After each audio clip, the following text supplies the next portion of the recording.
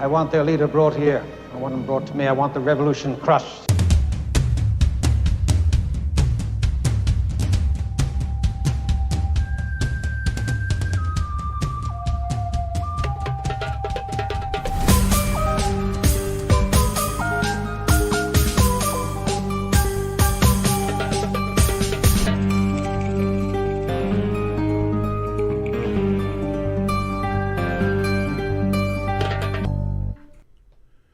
Assalamu alaikum and welcome to Mamluks. My name is Sim. Along with me are Sheikh Amir. I'm sorry, Sheikh Omar Haqqani. Sorry about that. I'm leaving. Assalamu alaikum, everyone. We have Nader Tabata from Islam by Touch. You know it. Welcome to the show. Assalamu alaikum, what's good? And we have a new member joining the TMM team, Raza Imam. Welcome to the show. Yep, assalamu alaikum. Thank you. Raza's been a longtime friend of ours. He's a very thoughtful, intelligent person. And because Sheikh Amir's on hiatus, I'm like, well, we need to fill some seats. And I invited Raza to join the show. I'm excited to have his analysis and insights onto world events. He's someone who I deeply respect. And I really hope that you guys enjoy his analysis on events as well. All right, let's get the party started. Folks, before we get started, help us out on patreon.com/Mamluks. This entire operation is directly supported by you. None of it goes to our pockets, but directly to the podcast and its operations. So please be so kind and do that. And hit that old like button while you're at it as well. And throw a comment in the comment section below with your thoughts related to the show. All right, Yeshabab, we are on day 3 of our Syrian uprising / revolution / Islamic revival. I don't know what you want to call it, Sheikh. But things are looking scary. There's just all kinds of things happening. Of course, we all heard that the Syrian prison has been liberated and that the White Helmets reported that there aren't any more secret areas or locations underneath the prison that are holding any additional prisoners. So those are, alhamdulillah, good news about that they were able to really inspect that prison and try to look for any kind of missing relatives. People don't understand why that's so important, is because these people are notorious, or his regime, Bashar Assad's regime, was notorious for having all kinds of undisclosed locations where they had prisons and hidden prisons. There's hundreds of other prisons across the country as well.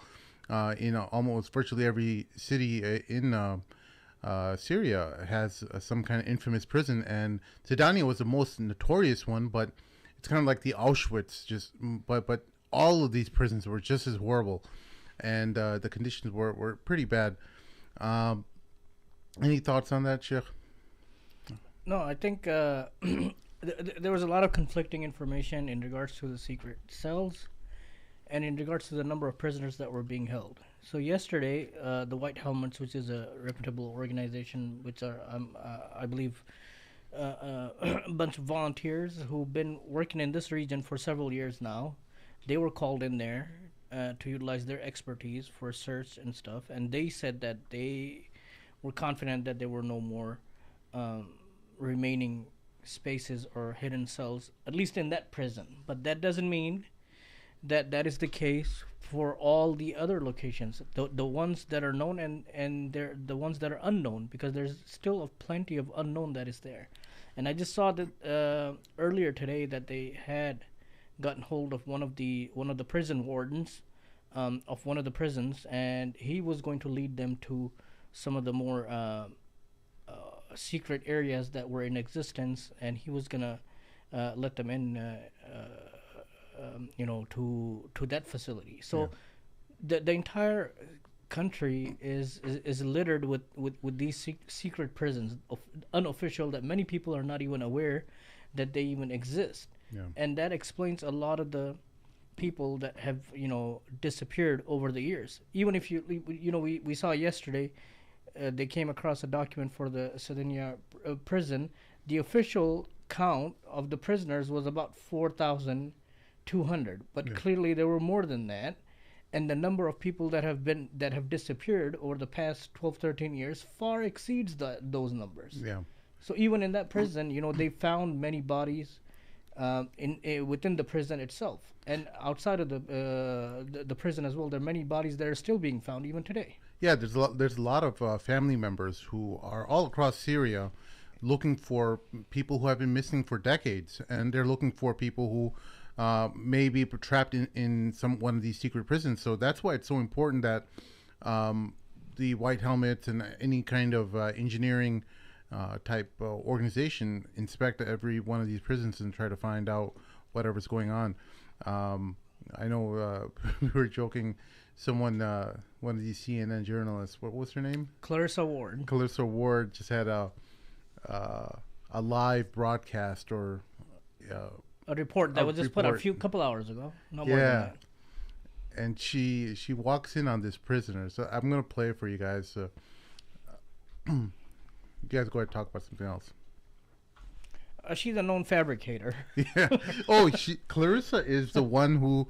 She was in Israel or something, and she heard like sirens, and she got on right on the street. She's laying down, and there's pedestrians riding bicycles nearby her as she's reporting on camera. This was last year. She claimed that they were under attack when they were not under attack. Whenever she snuck into Gaza, she yeah, had one good report in Gaza. She's a sensationalizer. It's not that we're saying everything that she does is bad, but she's one of those people who knows how to take advantage of whichever situation she's in and try to amplify. It's not that she actually cares about Gaza. Everybody around her is riding bikes. Yeah. Just chilling, right? Riding bikes. Exactly. One sec. Let me pull this up. All right. So what's going on, guys? While Sim's getting this is going, Sheikh Ahmad, it's good meeting you. Nice to meet you too. First time meeting. Alhamdulillah. And what's the other brother's name? Reza. Yep. Sound like Reza. Reza? Yeah. With a B at the end? No, it's Raza. Like the Hello. Okay, cool. All right. Huh? I'm just joking. Yeah, there's a story to that. Is there? Yes. That's exactly like that. Oh, I didn't know this. Tell us. Your parents did that to you? Yeah, my mom did that. Oh, yeah, really? She named me after the Shah. My brother was named after King Faisal. Oh. Yeah. Oh, and by the way, we are now a diversity podcast because Reza's half white. Oh, yes. No, I'm actually not half white. You're half something. No. He's half white. I'm blind, bro. We're DEI for life, son. Let's go. No, I have two white step parents, but I'm not half white. Oh, okay. Well, whatever, man. That's like an eighth white. That counts as white somewhere. That's why you talk like a white guy. You got like a Johnson or something like that in there. You're all right. You're good. Two white step parents. Ex-wife was black. There you go. I'm Puerto Rican adjacent because my wife is Puerto Rican, so you know. Oh, Reza's also an author as well. Why don't you talk about your book? Oh no, we don't need to talk about that. We're here for something else. It's a really good book. I talk bought about it your once. book. We don't need to talk about that. We're here for something else. He's feeling shy, but we're here for something else. He's a very good writer. You wrote as a well. book, bro. You can't be shy about writing a book. I'll buy it. It's okay. Our listeners are loyal, man. They'll buy it. It's okay. It's gonna be What's the a name of the book? bestseller Nah, in that's Free okay. Syria. I'll tell you soon. guys after the show. That's what he's waiting Don't worry for. about it. All right. All right, here we go. We got old Clarissa here. Clarissa from Clarissa explains it all. Clarice. If anyone gets that reference, 10 points to you. Here we go. Why is this? Jeez.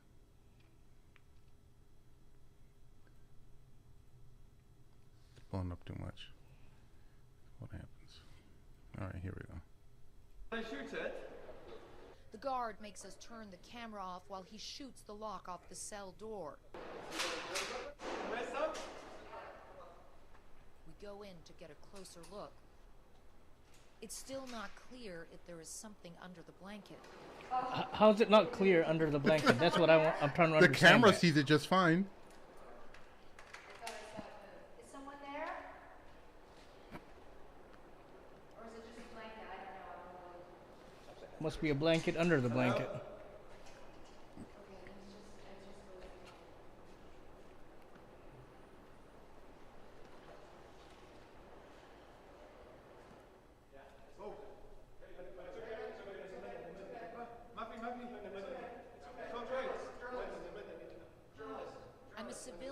says, I'm a civilian. First tip off here, guys, is that there's no blankets in Syria's prisons. They don't give you blankets. All right, and this guy's he's still looking pretty good. Okay, he looks like he's fed. This is a secret torture prison with blankets and food. MashaAllah, look at that. He's from the city of Homs and has been in the cell for 3 months. Okay, you're okay. You're okay. You're okay. You're okay. Clutches my arm tightly with both hands. Does anyone have any water? Water. My. Okay, it's water. It's water. Okay. Okay. Okay, you're okay. Staged CNN exclusive. You're okay. All right. The reason why this annoys me is because this gives ammo to the Assad supporters and the pro-Iran crowd. They're looking for stuff like this to show, like, oh, look, this is a complete Western operation, which there is an element of truth to that there is the involvement of Turkey and stuff behind this operation, because Turkey wouldn't do something on its own. They get a green light from the United States before they go ahead or support any rebel group or anything like that. You have their leader Jelani, who is giving interviews on CNN, and he's got a bounty of $10 million or something on his head. He's got a $10 million bounty while he's sitting there giving an interview to CNN. So there's definitely some Western support behind this. It's not. It just doesn't happen on its own. The way that they killed Nasrallah and stuff like that, these guys have like GPS coordinates on everyone's head, and like. Well, this is the thing, right? Like, whenever you hear, and this, I don't, like, listen, I agree that I'm very happy that, Bashar al-Assad, this guy, horrible guy, right? Jahannam wara, right? I'm very happy he's gone. But, damn it, man, I hate the fact that, they had to get involved, that they're involved, right? U.S. and Israel, and I hate that. Yeah, I hate that so Yeah, much. Right? the worst thing now is that we don't want to get burned again. Because we always have. We will. I mean, it's going to happen. It's going to happen. But right? Look at right now, and look at Israel bombing the hell out of Syria. And then whenever you ask Matthew Miller, right, this shaitan, right? I hate that guy so much. They ask Matthew Miller, what do you have to say about it? Oh, Israel's telling us they're staying away from Damascus. Like, you don't got cameras, and you don't know exactly what's happening every second of the day. All over that area. Yeah. Like, get the hell out of here, man. I'm so tired of this garbage, man. And that's the thing, right? They're gonna they help, inshallah it's better than what I'm expecting, but I'm gonna be honest with you, bro. I am usually people say I'm what is it? I'm cautiously optimistic. Cautiously optimistic is. Yeah, no, I'm not cautiously optimistic. I am definitely pessimistic. Not cautiously at all. Definitely pessimistic, knowing exactly where we're heading here. Like, this is it's the same BS, same game plan over and over and over again. Well, the rebels. They're not terrorists, they're rebels, right? Yeah. Just like the Mujahideen in Afghanistan in the 80s. They were freedom fighters. Right? Come on, man. I'm sick of this BS. Man. This CNN report, it was upsetting to me. What happened? It may be, let's say it's true, right? Let's say that they found the prisoner. It's true, right? I highly doubt it. But the fact that this, let's look at it. The prison situation has been ongoing for three days now, with barely any coverage from the Western media. The only thing they've been talking about is the gunmen, the hot gunman that they found, that everyone is ruling over. That's the top Batman. story. I'm sorry, that dude is great. But hold on. The thing is, they fail to mention that they don't need to act surprised that, wait a minute, there's a prisoner. You guys knew the prison existed there for such a long time. You guys facilitated it. Forget about all that. What the West did in Iraq, for example, Abu Ghraib, we forgot about that. What have they done over there? What happened in Afghanistan? What's still happening in Guantanamo? You guys have your own prisons. You guys have your own stories that you've totally forgot about, and now you're trying to show, look how terrible this person was. And the funniest thing I saw yesterday was in the daily press briefing. They talked about someone asked a question about would the U.S. be willing to, would the U.S. support bringing Assad to the International Criminal Court, and they said, yeah, they would definitely support it, and there was a laugh from there was an outburst from the reporters themselves because it's such a hypocritical answer. They said, yeah, but they're the ones who blasted them when they issued the arrest warrant for Netanyahu. Yeah. And they said, no, we have we have a dispute with them on that. It's only international law whenever it follows their way of thinking and their agenda. That's that's whenever we accept international law, right? Well, they got France to renege on their commitments to the ICC because France was initially saying that they were going to uphold the conviction from the ICC that if Netanyahu came to France that they would arrest him, and then what they said that was a part of the Lebanon ceasefire, right? That's what I heard. That France is gonna renege on it. Trudeau is holding tight. He's still holding. So they basically gave quote unquote ceasefire. Israel threw a big fit about it, and they said okay. They got France to be involved in the negotiations and get a piece of the pie. Basically, when they get involved in these negotiations and stuff, it's all like territory building and how much investments you and your country are going to get in whatever fruits that come out of your conquest, basically, because the Middle East is just all about conquest for these Western powers. They're literally just carving up different areas and they're going to have I'm sure locations in Turkey where they're going to have investments in and stuff like that. And this is how they invite people to the board or to the negotiations and stuff and get them involved. And so because France reneged on their commitments to the ICC, they said, hey, you get a seat at the table now because you're friends with Israel. So that's how dirty this stuff is. It's incredible. We have also, 1 second, let me pull this up.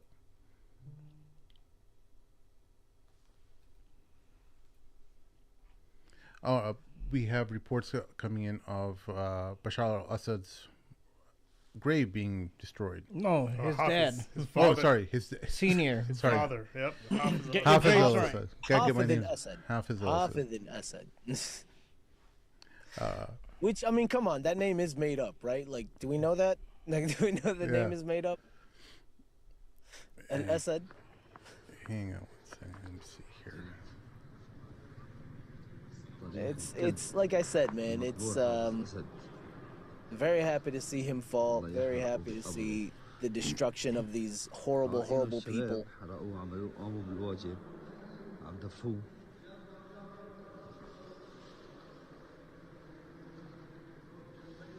You showing the video now, sir? Yeah, they're watching the video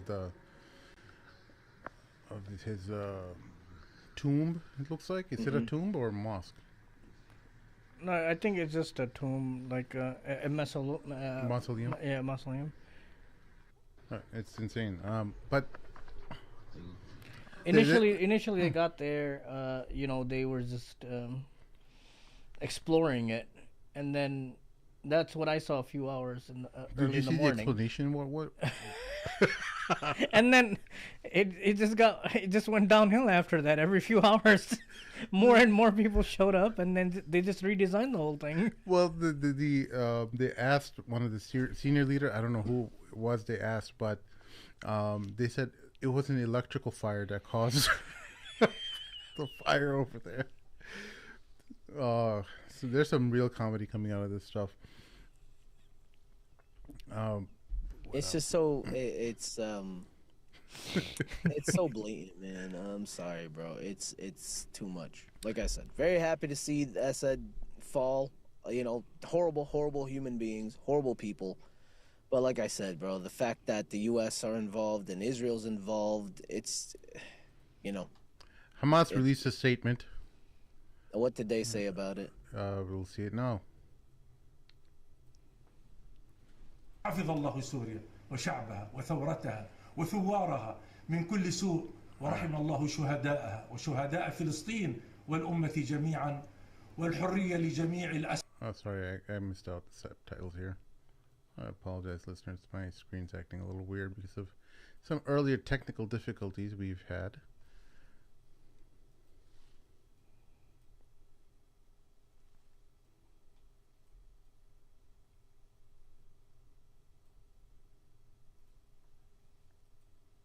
حفظ الله سوريا وشعبها وثورتها وثوارها من كل سوء ورحم الله شهداءها وشهداء فلسطين والأمة جميعا والحرية لجميع الأسرى والمعتقلين والمعذبين في الأرض. ويا أهل سوريا إن تحرركم مبشر لنا ولأمتنا للنصر بإذن الله في غزة والقدس وفلسطين. اللهم آمين. نبارك للشعب السوري العظيم نجاحه في ثورته ضد الاستبداد I think it's replaying, right? No. Or it's done? No, it's done. ظلم، وهو والله جدير بهذا الإنجاز الكبير في ظل ما أظهره من عزيمة وتضحية وصبر وإصرار عجيب على تحقيق تطلعاته في الحرية والعدالة والحياة الكريمة. ونؤكد أن شعبنا الفلسطيني في الداخل والخارج وخاصة اللاجئين في مخيمات سوريا العزيزة هم كانوا وما زالوا مع الشعب السوري وقضيته العادلة ويقدرون أن سوريا وشعبها وقفوا على الدوام مع شعبنا الفلسطيني وقضيته العادلة. All right. So basically he's saying, for our audio listeners, he's congratulating the Syrians and he's hoping that they have a good future and what else? He's happy for their freedom. Just happy for their freedom. It's of course, and from what I've read, I think Hezbollah also released a statement congratulating. They said they've always been with the Syrian people. Oh, yeah. Okay. So They've always supported the Syrian people. Well, Let's see how much support they get now. Well, it's important because, like it or not, they all have to work together. Hezbollah and this new Syrian government. If there's any chance the Mujahideen in Gaza have to fight, they need to establish those supply lines, getting them weapons over there. And there's no other way to do that but through having good relations. So, or necessarily not good relations, but at least, hey, we're both united on one cause. We have at least a shared interest.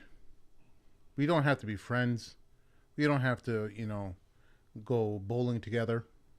I don't think they have bowling in there in the Middle East, do they, Sheikh? They don't have it in Syria right now. Backgammon is what they play. We don't got to play Hend, or Tarnib. Just So basically, they have to get along in order at least for shared purposes, I think that's important. I think I don't see any other way at least when it comes to the Middle East, that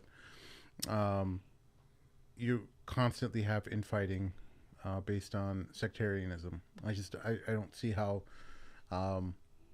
that's a way forward, because you're going to be constantly exploited by your enemies if you do that.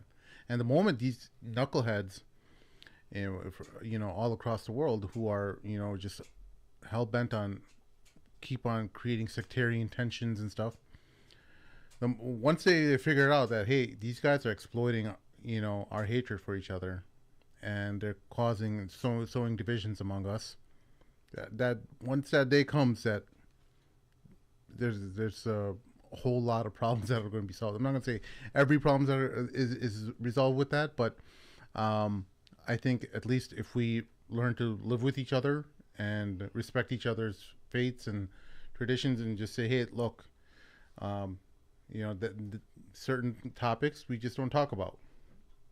We don't. They agree not to, upset Sunnis, and Sunnis agree not to upset Shias certain things, you know. So I think that Muslims, Sunnis, and Shias have lived together for centuries, and there's ways that can happen again. I think it's certainly possible. It doesn't require us to be friends. It doesn't require us to marry into each other's families. But I think, I think that's important. I don't know. Sometimes some people take that clip. Some people take this clip and say, "Oh, he's pro Shia or whatever." I'm like, no, I'm a Sunni. I'm just saying we have to get along with them. Is that why you're wearing black? Exactly. And that's navy blue, bro. No, sorry. Sorry. No, man. So you're on the borderline. Yeah, I'm on the borderline. We definitely need to work together, right? Sunnis and Shias, they need to, because if they don't, that whole region is just gonna be, it's just gonna be chaos, constant chaos, right? Like you said, once they get their stuff together, then there's gonna be a problem, right? There's gonna be a big problem for Israel and for the West to deal with, but they're all petty. You know what I mean? They know exactly what buttons to push to keep, and what valleys to bomb to make sure that things keep going the way they want them to go. Yeah. And then you're seeing now some of the accounts on Twitter and social media, they're doing complete misinformation. The pro-Iran, pro-Assad accounts, pro-Russia accounts. They're releasing some kind of picture where Jolani's wearing some kind of Syrian outfit, some kind of military outfit, and they're saying this is an Israeli-made outfit, and it's not. You actually, thank God they have those community notes now where they're highlighting where exactly, or if the post is the community garbage. Notes. Yeah, the community notes is saying that not true. This is actually a Chinese company. Yeah. Well, it was called Emerson Gear. No, I think here it is. Emerson Gear is this, and they're saying this is actually an Israeli company, and it turns out that it's not.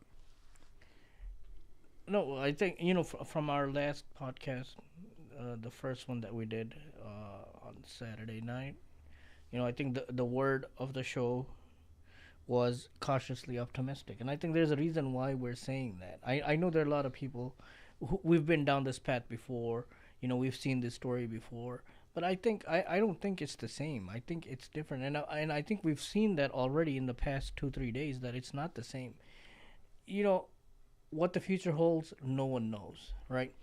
But it seems like there's some brothers and sisters who have made it their mission to make sure that it's almost as if they're making dua that this goes downhill. Right. I mean, you don't see any sense of optimism from there at all. It's like they're just hoping they almost want to say it. Some scholars, some public figures even had said it over the past 12 years. They went again. I posted a clip today, right? One of the popular Urdu speakers, right? Initially, they were all in support. Yeah, we're for the Syrians. They're against the oppressive regime. But when things went downhill for them, what did these people do? Yeah. They abandoned them.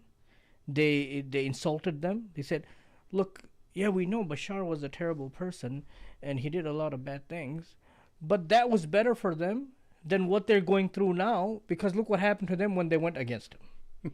And now it's these same people now, starting Saturday, you see from them now the virtues of Sham and the heroic people that rose up against it and victories from Allah and all of that. Where did this teaching go for the past 12 years? Yeah.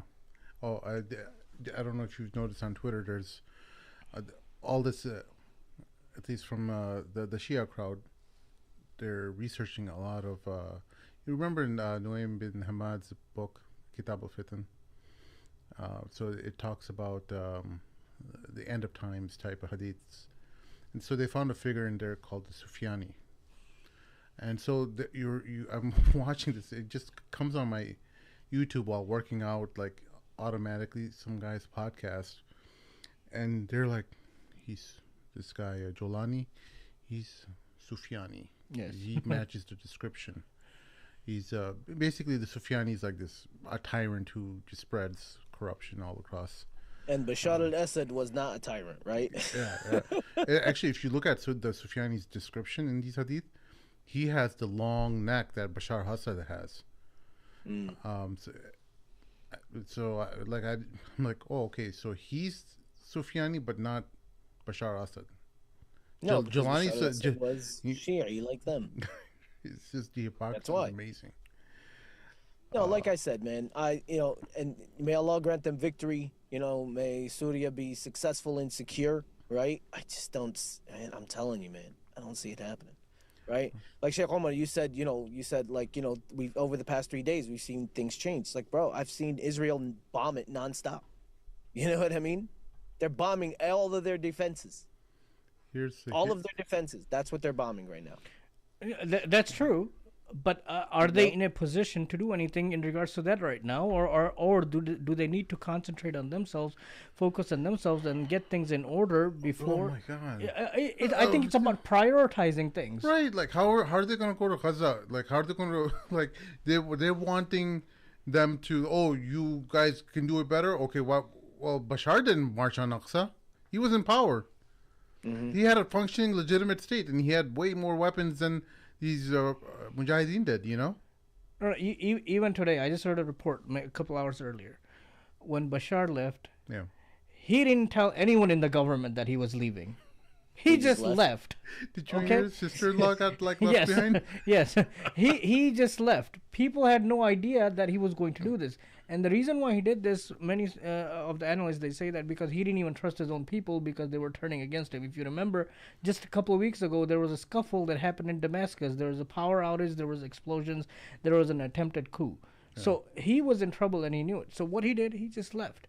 Now, remember, on Saturday, how quickly this thing changed from the morning till afternoon till evening. And even, a lot of the Western media was saying, oh, it's only a matter of days before Damascus, before they take Damascus. And it wasn't days, it was, hours. Even we couldn't keep up with it, right? So now, when the Zionist state is bombing them, what do you want them to do? Like, do you want them to take control of the government? You want to take control of the social unrest that's happening, or go to a war with another country right now? With what? A lot of the people. Look. A lot of the Assad people, they're still there. Yeah. They are still, even today, right now, they're still there. Well, they've been granted amnesty. Isn't like not the prime? I think it's the prime minister. Isn't it the same guy? The prime minister did. Yeah, it's an orderly transfer of power, is what they're doing. Yeah, that's fine. That's great. But this is something that was not done before, right? That in itself is a step in the direction. Remember what happened in Iraq? The entire government was disbanded. What happened in Libya? What happened in Egypt? It's not the same. It's different. All I'm saying is, let's hope. At least the least that we can do is let's hope for the best, maybe. Yeah. And not hope that they go down. I'm just expecting the worst. I'm hoping for the best, but I'm expecting the worst because I've seen this show before, bro. I've seen this show before, over and over and over and over again. And like I said, I may Allah make them successful. I mean, well, so far it's good news. I want them to have their success. They've consolidated the remainder of Syria. It seems like even the YPG held territories. Is SDF still fight? Are they still fighting? Those are all those territories have been consolidated back into Syria. So. They're in control of everything now. The biggest question now is how do they stop this Israeli onslaught, because the Israelis are just devastating all their infrastructure and all their defense capabilities. And when a state doesn't have that, it can spiral out of anarchy and not have any kind of defenses. And it leads me to wonder. There's two possibilities here, and there's maybe it's all of the above. One is that they want the Syrians to start buying weapons again from America and Israel and the rest of the world, because that's what spins the war machine, the military-industrial complex that influences a lot. This is where Turkey is going to come in to play and big time. Turkey will sell them new weapons. New tanks and new ammunition, and they'll go further down into debt, and become one of these, hyper inflated states like Lebanon's becoming. Aren't they already hyper inflated? I thought their economy's in the toilet already. Yeah. I think that's what they want, though. They want countries who are completely at their knees, and which means what? Which means we're playing the same show over again. Right. I mean, what I mean? What do you do though? Like now, when you when you inherit a country like that, answers. You know what I mean? You either you're like, okay, let's go to the barter system, completely cut ourselves off of the world markets, and we what do you do, Raza? Well, I mean, you must have thought this scenario where you have your own state, and you inherited it, and you have to figure out like, okay, well, the world's cutting me off, or I join the world, and I get into a lot of debt. And none of these states operate on their own. They all are being funded by someone, right? Like the entire Middle East is backed by someone. Yeah. Right? None of them survive on their own. Even the rich Gulf states, they need the West to buy their oil or they don't survive. You know what I mean? Yeah, and ultimately that's what they're going to do, right? They're going to make deals with the Syrian government to make sure that American oil companies are there, and they'll say, okay, well, you got to pay down this debt, right? And you can buy weapons from us with some of this money that's coming in with the oil, and you can start rebuilding after we completely decimate your infrastructure and your defense capabilities, and you're right back at square one. Or you say, you spin the middle finger around to the world and say, I am going to operate out of your jurisdiction. And then what are they going to do? And we're going to be going back to trading with gold coins and silver coins and figure out how to live our life. And do you think... Which he stole a lot and smuggled out of the country on his way out, too. He took billions. How many billions? It was like $20 billion? $20 billion. And I just heard a report yesterday that he took, a lot of the gold reserves out as well. Yeah, so they gutted the country. One of the things I'm thinking is,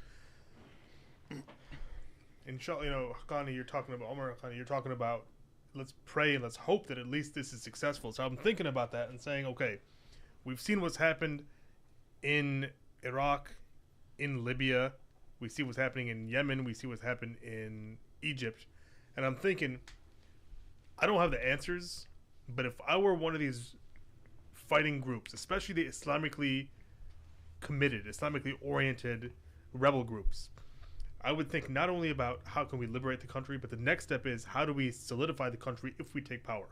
And of course, being Islamically oriented, you want to think about how would we govern the country from the Islamic perspective, right? Number one, you want to get economic stability. I do completely believe that the economy should be built on a gold-silver standard.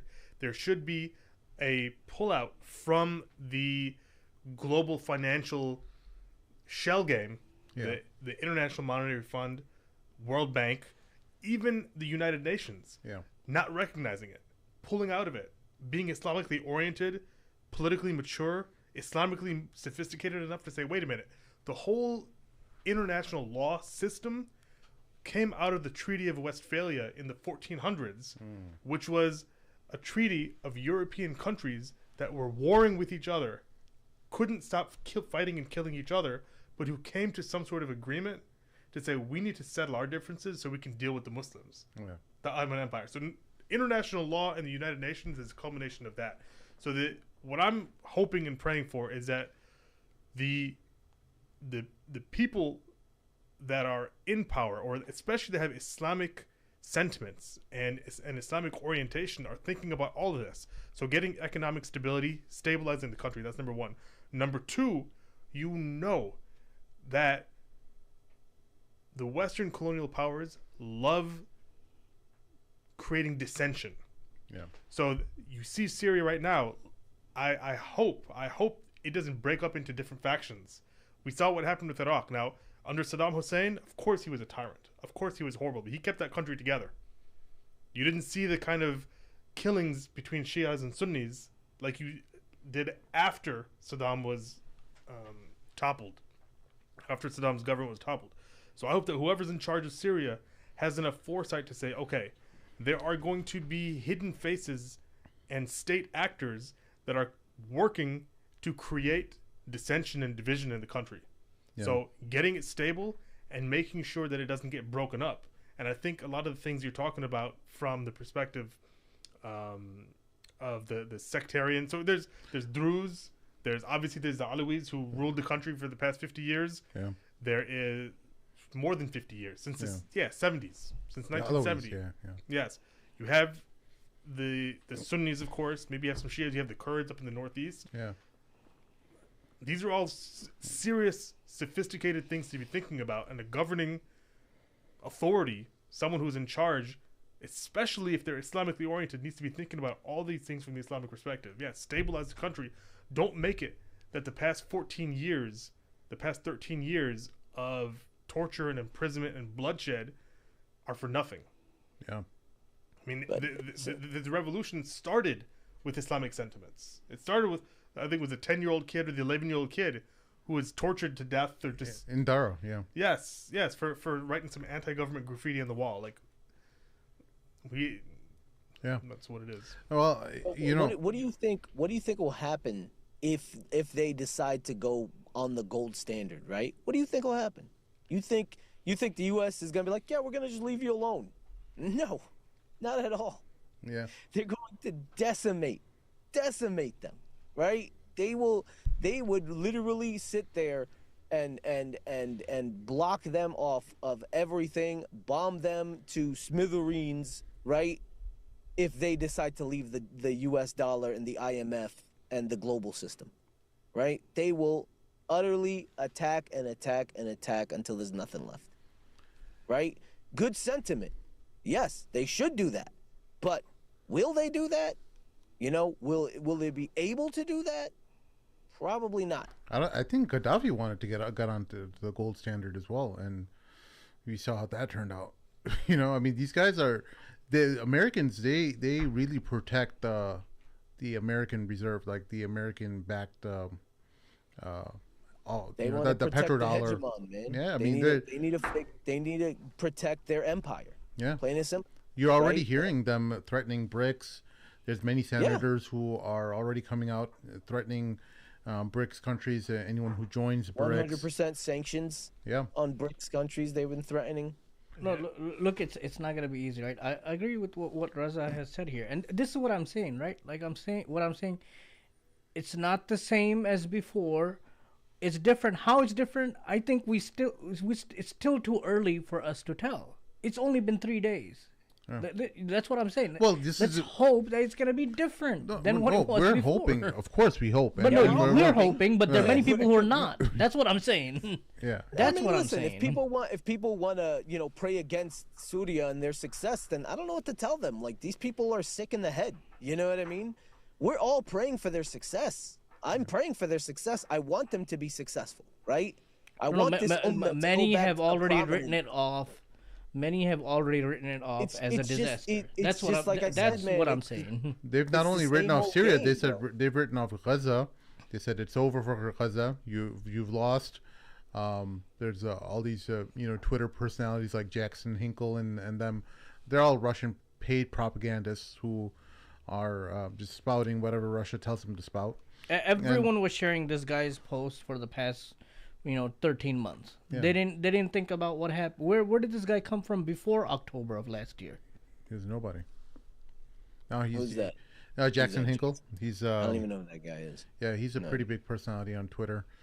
And he's just made his most of his bucks on jumping on the Palestine bandwagon, and as Muslims kept on getting aware of Gaza, his reach got pretty big on Twitter, and many others. It was not just him, but many others who've latched onto it. They gained considerable amount of success in terms of followers. So it's difficult. I don't know how.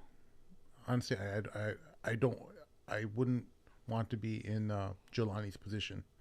That's a very difficult way to navigate your life. Like, where do you go from there? Like, you start you have to play the game with the world economy.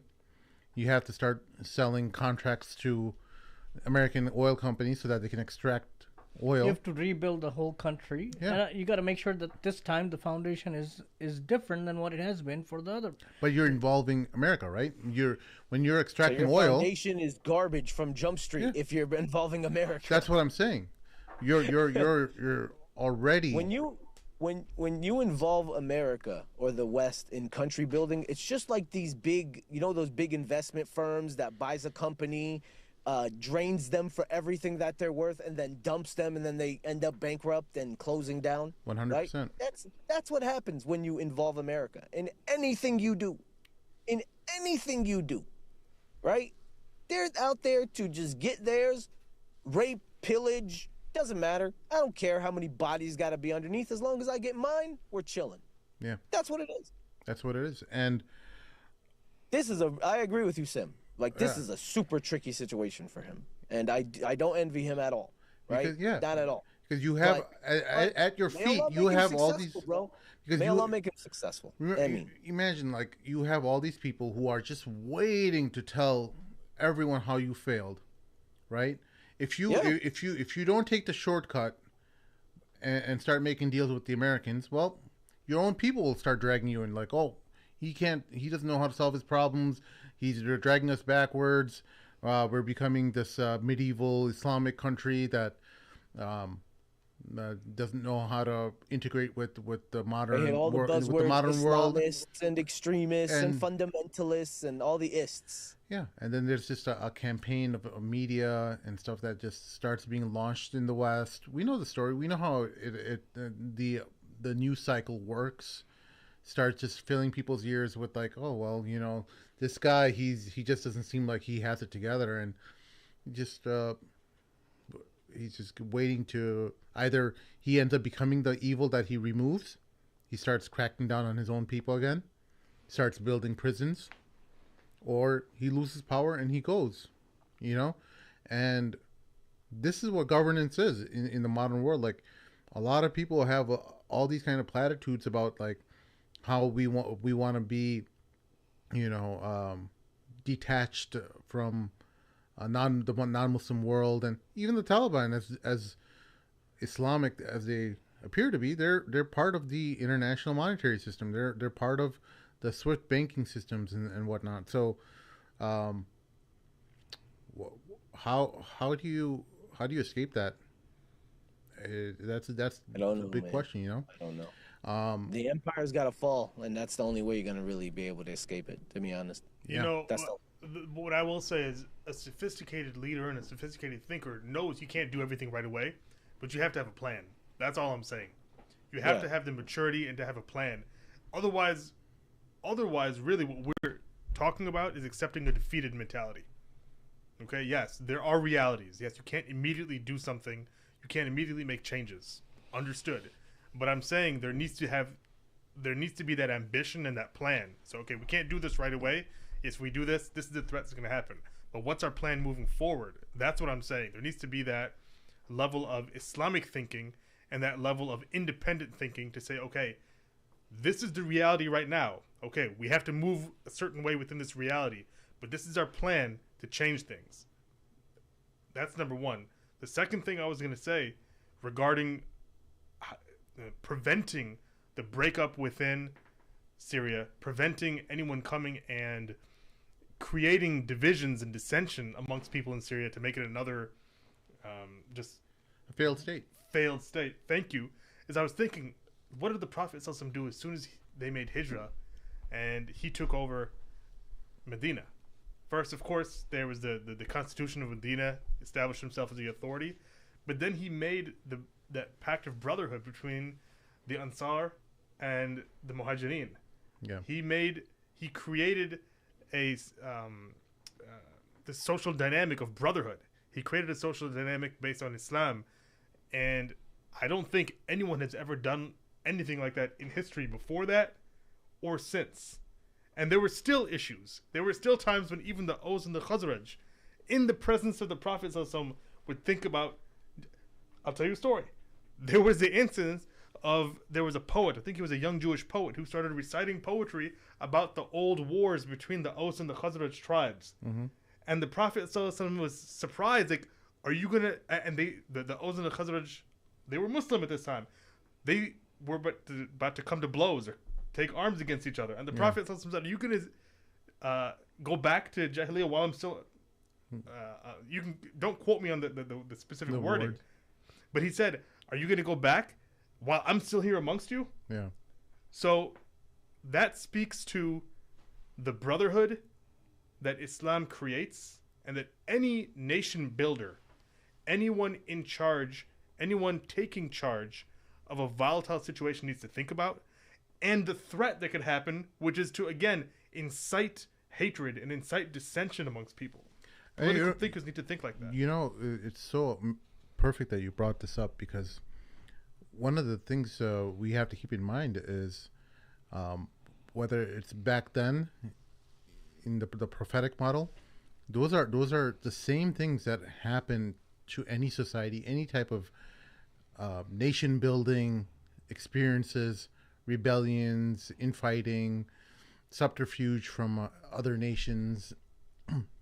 And when you look at how the pre-Islamic society was able to overcome that, especially after the Prophet's death with the Ridda wars that happened, etc., you look at underneath, despite having different factions and tribes and different areas of the Muslim world with different languages, even, there was justice. Justice was this undercurrent where everyone felt like, hey, you know what, this governance is treating us far better than what the alternative is. And I think that prevented a lot of problems.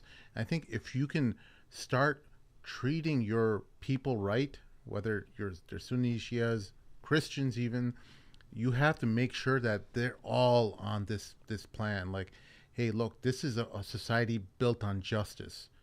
And when you move forward with that in mind, I think you'll have a lot of people who are buying into this, and they say, hey, you know what, it's not worth war because right now we may not have every provision that every other Arab country has around us, but we have peace, we have stability, and we have justice. We don't have gangs of crime. They're already, shutting down all these.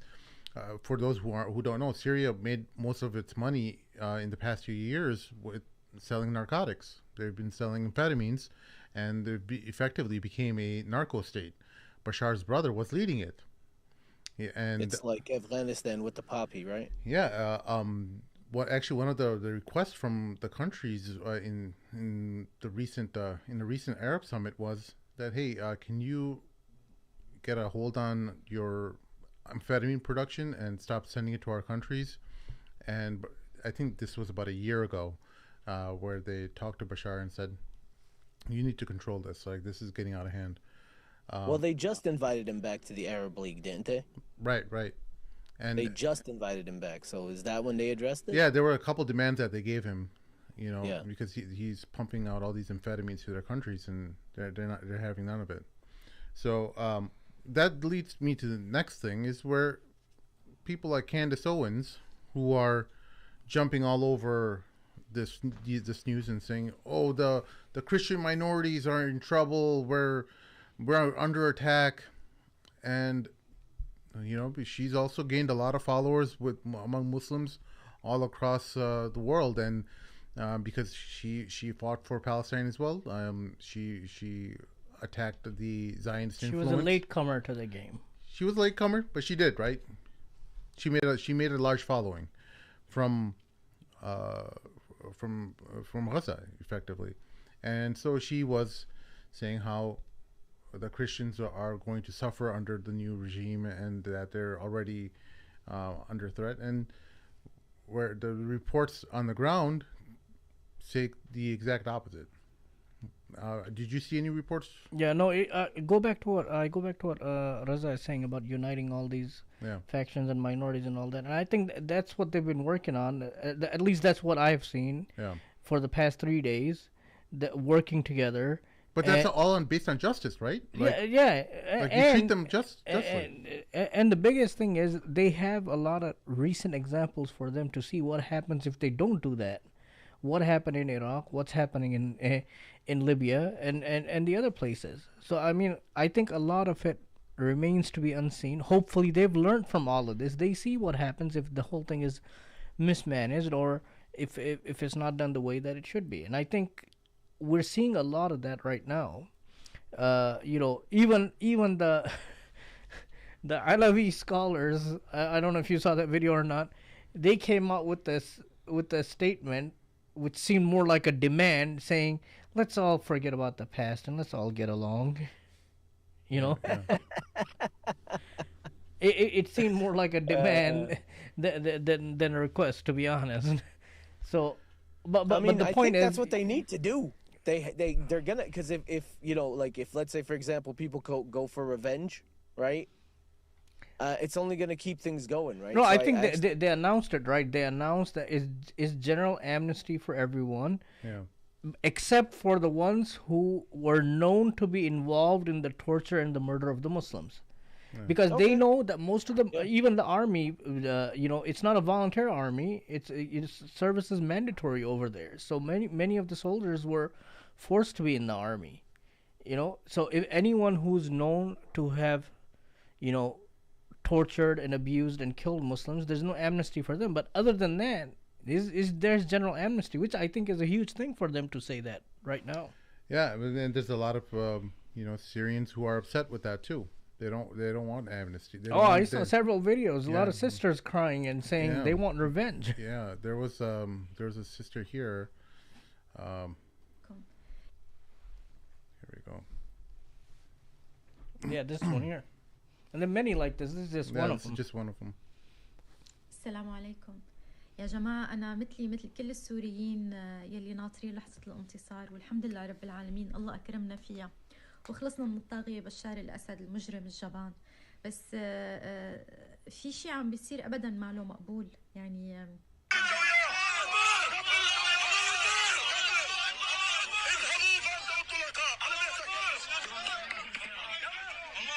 اذهبوا فأنتم الطلقاء.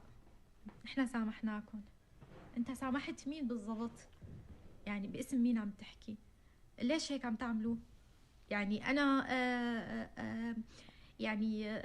والله الثمن يلي أنا دفعته ويلي إخواتي دفعوه ويلي الشعب السوري كله دفعه بحرر 12 دولة، مو دولة واحدة. وبالأخير تقول له للمجرم للقاتل، بتقول له اذهب أنت طليق. نحن مسامحينك؟ أنا والله ماني مسامحة حدا. أنا مين ياخذ لي حقي 8 شهور بالمعتقل؟ دخلت على المعتقل كنت حامل بابني بالشهر الرابع. وقت ولادتي حولوني على يعني بدي احكي قصة بس صغيرة من اللي صار، من القصص اللي صارت معي.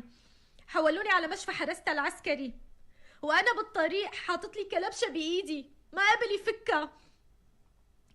وقت وصلت على المشفى مع مشفى حرستا العسكري وانا على السرير عم اقول لهم شان الله فك لي ايدي، ما قبل لحتى ضليتني ساعة اترجى. اخر شي خيرني قال لي بدك ايدك ولا رجلك؟ قلت له رجلي. ربط لي رجلي اليمين بطرف التخت بالحديد وانا عم اولد. مين ياخذ لي حقي من هذا المجرم الحقير يلي كان هو وعساكره واقفين فوق راسي وانا عم اولد؟ مين ياخذ لي حقي؟ هو ما قتلني برصاصة، بس موقفه كنت اتمنى 1000 رصاصة تفوت فيني ولا يكون واقف فوق راسي وانا عم اولد. انا مين ياخذ لي حقي منه ومن عساكره؟ هدول اللي عم بتسامحون هلا هن ما قوسوني، هن عملوا اهم. ليه عم بتسامحون؟ مين اللي عم بيسامحون؟ مين الطلقاء؟ مين هن الطلقاء؟ مين؟ ديننا مو دين ضعف، دين محمد مو دين ضعف. بدي الناس كلها هدول تتحاسب. لك حتى الاعلامي الشبيح بدي اياه يتحاسب. مين ياخذ لي حق اخي الشهيد؟ اخي اللي استشهد وهو عم بيفك الحصار على الجنوب الدمشقي. مين ياخذ لي حقه؟ اللي طلعوه على الاخباريه السوريه بيقولوا قتلنا الارهابي علاء شلش. مين ياخذ حق علاء؟ وبعد ما قتلوه ضل عنده متظاهرين فيه عم بيشوهوا بجثته. سلمونا اياه بعد 5 ايام، جثته مشوهة، قاطعين أدانه، مشوهين بجثته، دفناه وفي منه شغلات ناقصة ضلت عندهم. أنا مين ياخد أخي حقه لأخي؟ مين ياخد حقي؟ مين ياخد حق أمي اللي اعتقلت 8 شهور؟ ذنبها الوحيد إنه أولادها جيش حر.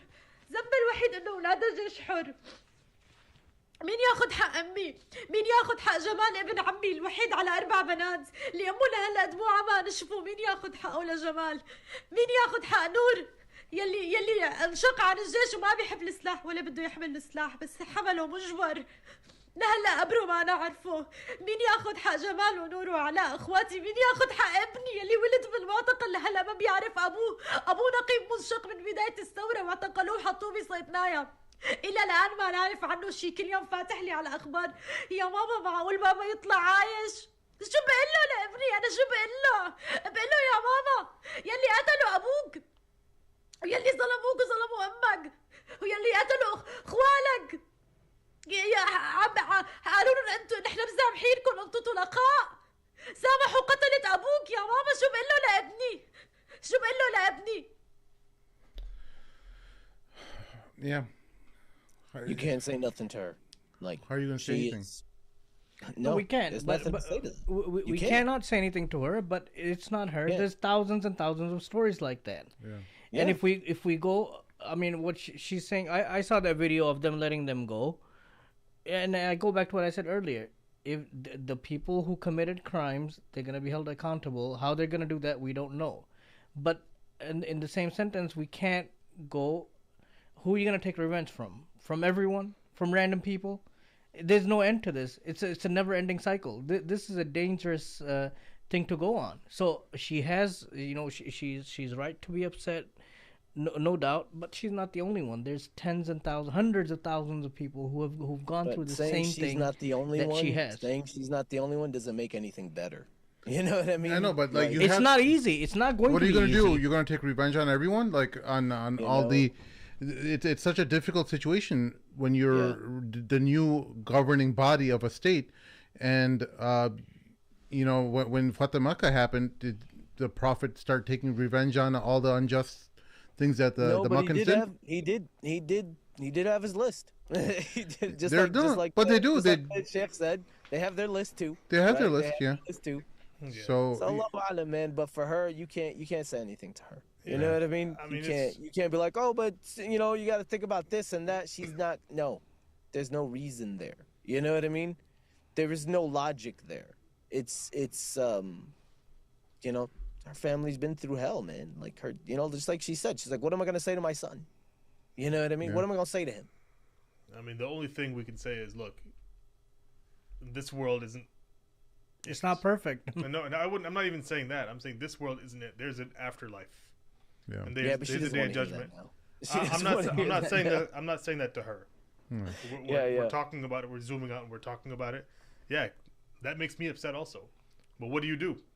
You guys are talking about Fath Makkah. Absolutely. There were a handful of people that the Prophet ﷺ said, you kill them even if they're hanging onto the cloth of the Kaaba or they're at the doors of the Kaaba. Okay, Ikramah ibn Abi Jahl was one of them, right? But there was a general amnesty to everyone else. But as I was listening to her, the story that actually came to mind that's so relevant is when Ali radiallahu anhu took power, when he became the Khalifa. It was a hot situation. Uthman radiallahu anhu had just been assassinated. There were all kinds of people that were involved in that, and they wanted him to do. Muawiyah wanted justice ASAP. Correct. Right. Everyone wanted. He was in a very difficult position, and he slowed down. He didn't want to do anything in haste. I see that as being exactly what's going on today. You can't do anything in haste. If you know somebody for sure committed a crime, killed somebody, tortured somebody, fine. You bring them to justice. But what are you going to do otherwise? If you don't have proof, if you don't have the actual suspect, if you don't have a justice system to take them to trial, it's just going to be retribution and revenge. That's not how you run a state. It's an endless cycle. It's an endless cycle. And on that note, I actually got to go. Yeah, all right. Thank you for joining us. You know what, guys? Yallah, assalamu alaikum, guys. Barakallahu feekum. And assalamu alaikum to the audience. Any other thoughts, Sheikh? No, I mean, it's a very difficult situation to be in, no doubt about it. When you put yourself in there, I put myself in there. What would I have done? I would probably have said the same thing, but deep down, you know that's not the answer. Because it's going to be a never-ending thing, and like we said, it's just not her. There's hundreds and thousands of there. So by the time it's all said and done, everyone is going to be dead. Yeah. They sought revenge, and then they sought revenge for that. What happened? It's the never-ending wars that were there, that the Prophet ﷺ had put an end to as well, because there were wars that went on for generations and generations. Yeah. Revenge killings, and that's exactly what could happen here. And I think only time will tell, because they said they're gonna bring, the known criminals to justice. Time will tell how that's gonna happen. Hopefully, it will happen. And that remains to be seen. And a lot of the perpetrators, they know who they were. They've done a good job. If there's one thing that this criminal has done in the past 13 years, he's done a good job of documenting the crimes that he's committed and the people committing the crimes. Yeah. There's plenty of evidence for that, and they will be found. Yeah. Well, speaking of documentation, you shared an article with all the lists of people who used to come on to prayer. So why don't you talk about that?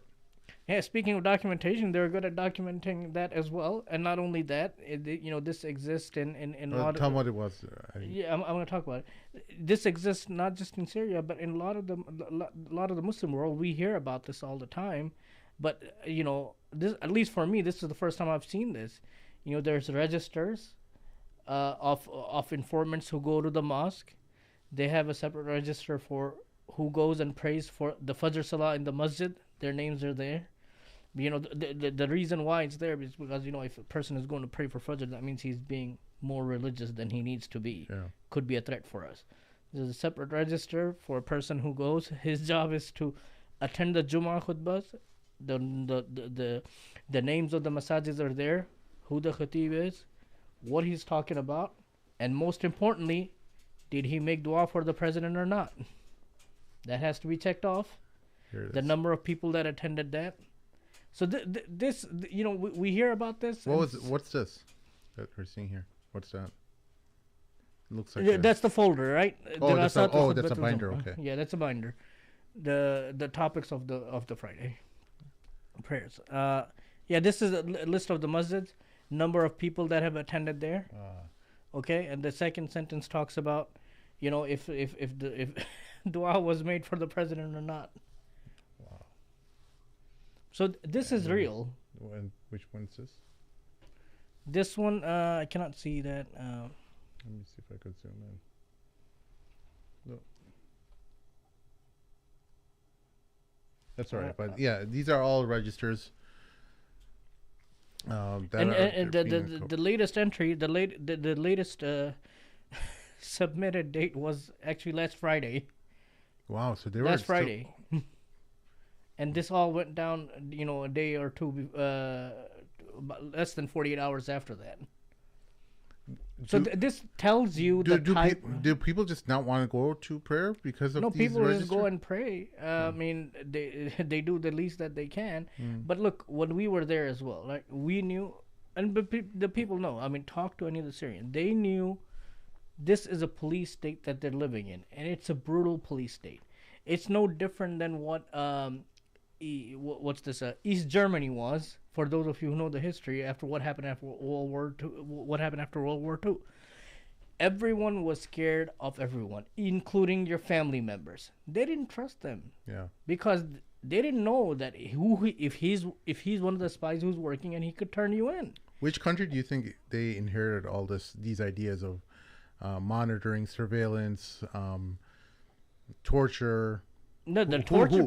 Who taught them all this? The torture part, we know that for a fact that some of that came from former Nazi members who were part of the the German government at that time. One of them, namely, is what's his name?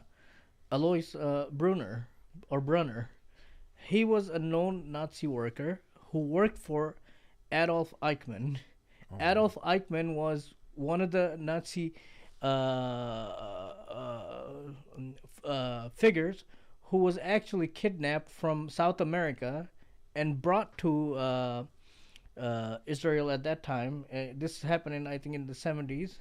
Guess who built Sedania? Yeah, it was the Germans. It was the German. Alois Berner ended up going to Syria and living there. He took refuge there, and Hafiz al-Assad hired him as an advisor.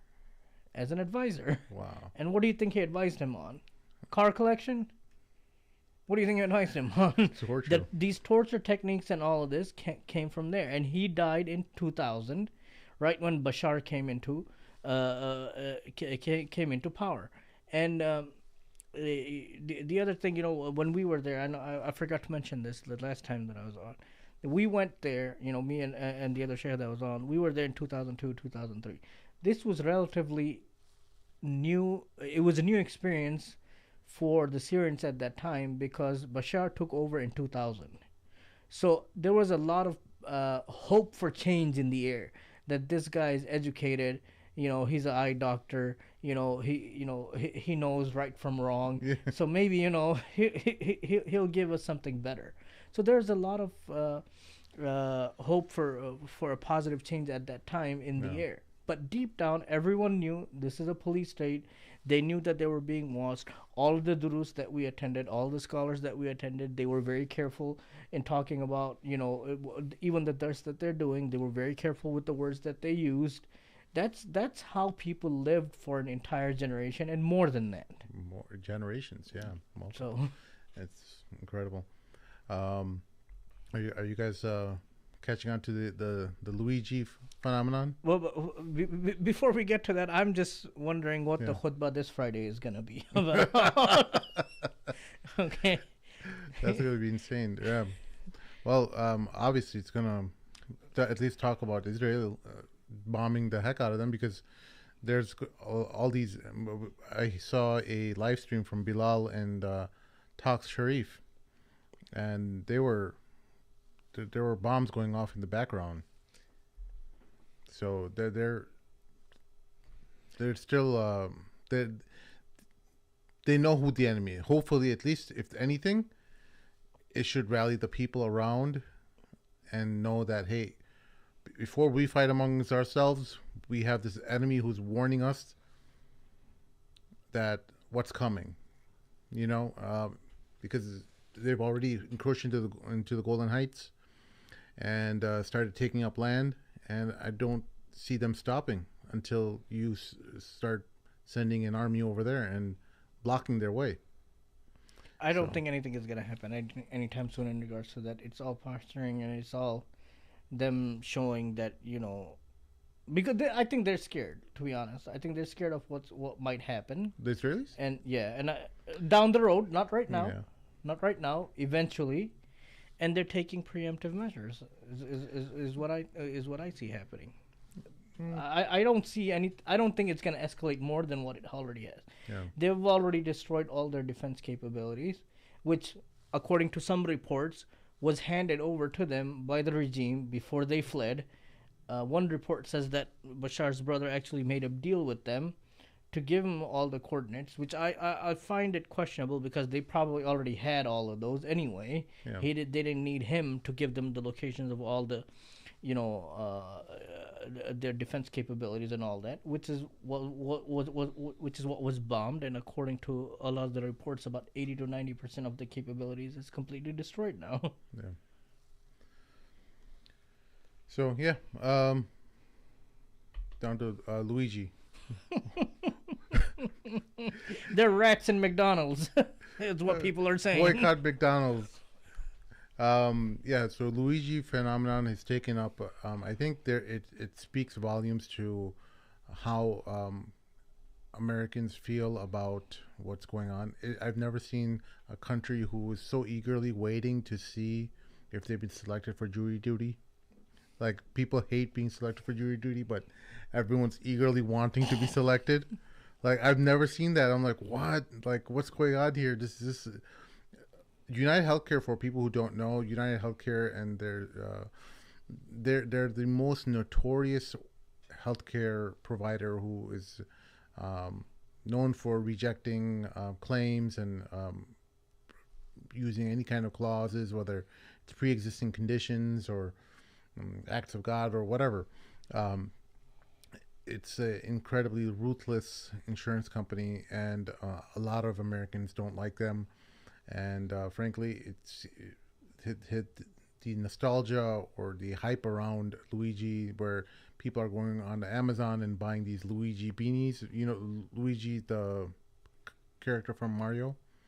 So they were buying these green beanies from Amazon that have the letter L over it. Did you see that? Yeah. Yeah. So I just see, like, you know, people, this whole idea of this bulletproof capitalism. I think that this mirage is collapsing. I think there's a lot of people who are unhappy. There's also reports of like lists that they're making on some of these groups of CEOs. I don't know if they're like kill lists, but they're saying like they're lists of just organization CEOs that are floating around. And so organizations are now taking off their CEOs off their websites. All kinds of chaos like this. It's really fascinating to see, because now you're seeing the people saying, hey, you know, we've had it, and things have to change. At least maybe they themselves won't take up, but they're looking for someone to do it, you know, for them. You know, I just don't see people rising up, because they still have food in their stomach and a roof over their heads. But it shows to you a country that is really upset. You're seeing a nation that you don't see in the movies. Many people who aren't in the United States, they think it's what does it say? Roads made of gold and stuff like that. In the Middle East, they think that the roads are made of gold over here and stuff. It's just not the case. It's what you're seeing in the movies is what you see. What you're seeing. It's not. You go to a city like Baltimore. There might be a few blocks of Baltimore that are really good looking, really beautiful, but right outside that city, it's just like devastated. It looks like am I gonna get shot here type. You know, Chicago has its bad areas here and there, but you're still, majority of Chicago is still, you know, relatively good looking. But many of these cities all across the country are just crumbling. You land in LaGuardia, you're like, what? This is America? Like, there's Pakistan, I guarantee you, has a better airport than LaGuardia. You know, it's like, how is this a country that's prioritizing its people when its infrastructure is collapsing, and people are seeing, oh well, Israel, here's a $40 billion for Israel, here's $100 billion for Ukraine, and they're like, wait, what about us? Like, when do we get to see any of this? When do our living conditions start improving? And what I hope that they see is that, I know for a fact that Trump is not going to change anything, because it's the same people who are still part of that machine, that keeps feeding the billionaires, that keeps giving them those contracts and you know, those backroom deals where they get the edge on the latest investments and stuff. And right now you're seeing Americans seeing through this, and they're like, wait, what's going on here? We're electing you to office, but you're doing everything else for everyone else who's wealthy and rich and powerful, but nothing for us. You'll create some kind of you'll write some checks during COVID. I guess that's something they did, and they created all kinds of problems from that with inflation and everything. So it's really going downhill. I'm just fascinated by this phenomenon of just Luigi becoming this folk hero. Obviously, we don't agree with any kind of a murder of any CEOs. It's just incredible to see this phenomena coming to play in a first world country like the United States, where you're like, oh, you know, people kind of see themselves like, well, we're past this killing the nobles and stuff, pitchforks and knives, and people are people at the end of the day. People, there's that raw animal inside that human that when push comes to shove, when it's backed into a corner, it's gonna bite. It's not gonna say, hey, let's have a discussion about this. Let's come back to the boardrooms and the elections, and we'll wait for the next elections. When a human being is backed into a corner, they will lash out violently, and that's what we're seeing. We're going to see more of this stuff as people continue to just be sidelined in favor of the billionaire class. It's just a sad reality, but I don't know if you guys have any other thoughts. He tapped into a latent but strong sentiment. I was surprised to see how much support there was for him. I was surprised to see the memes and people mocking the social media posts of United Healthcare. Yeah, I couldn't believe it. Yeah, he tapped into something. Now, he was an atypical guy. He seems to be an abnormal type of individual. It takes someone like that to do something like this.